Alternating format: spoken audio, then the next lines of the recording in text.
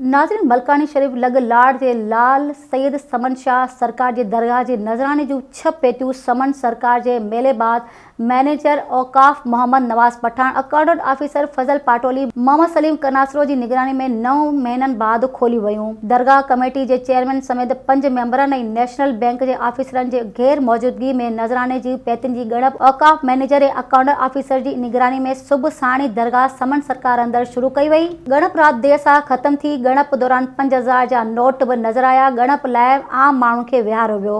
दरगाह जे नज़राने जी 6 पेतियुनि मां 10,62,700 रुपया रोक रक़म औक़ाफ़ जे फार्म चार्ज में दर्ज कई वई। वाज़ेह रहे त सिर्फ़ समन सरकार जे मेले दौरान नज़राने जी पेतियुनि मां 15 खां 20 लख निकिरंदा आहिनि, जॾहिं त ही पेतियूं मेले समेत 10 महीननि बाद खोलियूं वयूं आहिनि। हितां जे सियासी समाजी तंज़ीमनि जे अॻवाननि सेक्रेटरी औक़ाफ़ खां मुतालबो कयो त नज़राने जी रक़म खुर्द बुर्द कंदड़ मुलाज़िमनि ख़िलाफ़ इंक्वायरी करे मथनि केस दाख़िल कयो वञे।